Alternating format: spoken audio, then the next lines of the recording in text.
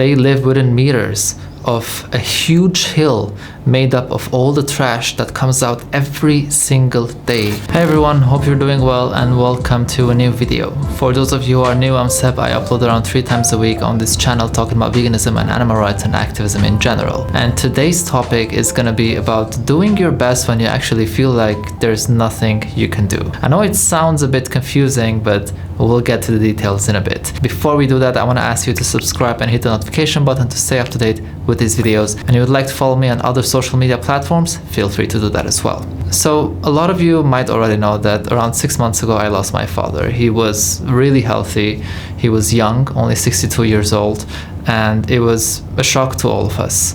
But although it's been really difficult, I've been thinking a lot about the things that he either taught me directly or taught me by leading an example.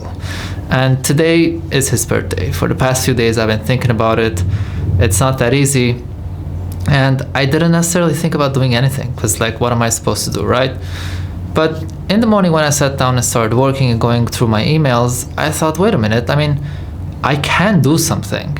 I can definitely do something in his memory, and I can help people in his memory. So the easiest thing that I could come up with on the spot was offering free food to an orphanage here in Indonesia, where I'm based. And I got on Facebook and made a post on a local group asking for some advice on where I can donate. And one person told me to communicate with a woman who is part of a group who's helping people. So when I communicated with her, she said that it's much better to provide to families rather than to orphanages, because apparently around 80% of children who live in orphanages around the world actually do have at least one parent who is alive. And most of the time they end up in that situation because they do not have the financial possibility to take care of their children. And obviously it makes a lot of sense. I do prefer that these children stay with their families, and for me at the end of the day, as long as I'm providing, I don't really mind. In fact, obviously orphanages get donations in a bigger way than some families could get some help from strangers. So she put me in touch with a group who takes care of around 400 families who are suffering at the moment. And where they live is around an hour away from me, and it's literally next to a mountain of trash. And I really mean a mountain of trash. All the trash of this area goes there, and these people spend the day working on that mountain. And she told me she was just there yesterday. She sent me some photos, so I immediately prepared everything and I decided to go there. I had communicated with them and I told them I'm gonna buy some stuff. They told me we can meet at the supplier that they usually use and I can buy everything and we can go there together. And while I was riding there, I was actually wondering about how social media affects activism. Because recently a friend of mine was feeling really down about all the problems going on around the world, like what's happening in Lebanon, what's happening in Afghanistan. Like, there's so many things going on, all the natural disasters, all the things that we don't even know are happening, but then we find out it's been happening, but the media hasn't been talking about it. And while I was thinking about this, I realized that there's so much shared on social media that it makes us feel that we can't do anything about it. And it makes sense. Most of the things you see, it's really impossible to do something and feel like you managed to help them. I mean, what are you supposed to do as a person behind the screen, or what am I supposed to do to help people in Afghanistan other than sharing something, maybe donating here and there? But we always feel like it's not enough. Most of the time that happens because of the scale of the problems that we are faced with.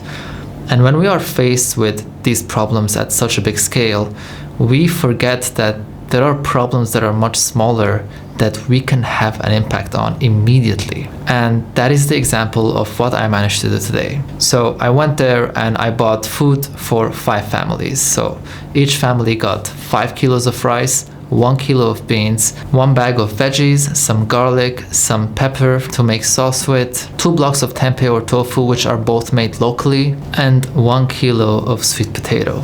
And I got this for 5 families, and obviously it's a lot of food. And you know how much I paid?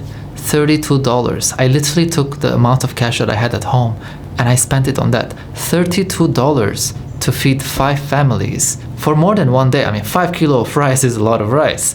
So it might not last for a long time, but it is an important impact that I managed to have on this family in 1 day. And of course I cannot do this every day, but I was able to do it today. and I may be able to do it again in a couple of weeks or next month. And basically what I'm trying to share with you is that we are able to do small things that mean a lot and help a lot, as long as we're not constantly thinking that the only issues we have to focus on or try to find a solution for are the ones that we're bombarded with on social media.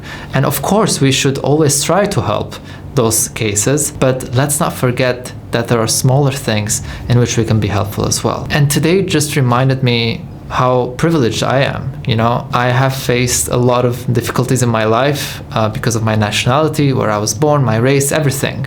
And I've gone through a lot, but there's always someone going through something worse. Now, that doesn't mean that suddenly my problems disappear, but if I am in a place where I can help someone else, why not? The place where these people live is a literal mountain of trash, okay? They live within meters of a huge hill made up of all the trash that comes out every single day from this area. It's an hour ride away from my place, and when I arrived there I couldn't even breathe because it's so bad. And these people live there and work there on the mountain day in, day out.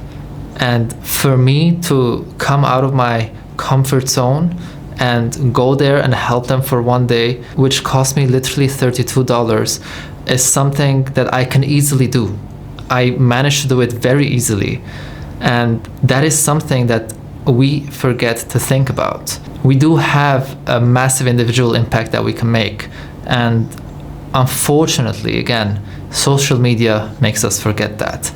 Now, I'm not saying that for you to have a massive impact, you have to spend $30 or even $10. I want to remind you that there's so many different ways that you can help people. For example, when I first moved to Paris to continue my studies in architecture, I was a student, and because of my nationality, I wasn't allowed to work in Europe.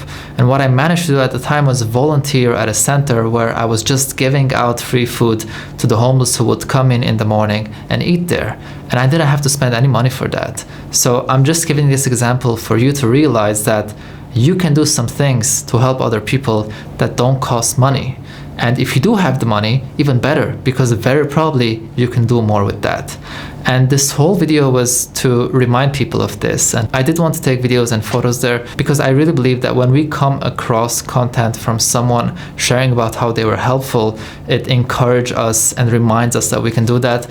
But on the spot, I didn't feel comfortable of asking anyone. In fact, one of the people from the organization told me that I can take a photo with them and even ask them, but I didn't really feel comfortable with it. And I'm completely fine with that. That's okay. I know I did my part, and there's some other videos I took which didn't involve these people. And for today, that's fine. Maybe next time I don't feel uncomfortable, but I know that I'm going to be able to share this with you, and that's enough for me. So that being said, that's what I wanted to share with you today, and I hope that you can do some small acts of kindness today, tomorrow, or any other day, whether that's by donating or giving your time to help another being who is in need. That's the way that I decided to honor my father's birthday, and I hope that you can all feel kind of motivated to do something as well to help others. Thank you so much for watching. I really appreciate your time. Remember to subscribe and hit the notification button, and also if you would like to support my work, shout out to all my patrons. I really appreciate your support. You can check out my website sebalex.org, where you can also grab my free ebook available in 20 languages. Thank you again for watching. I'll see you in the next video.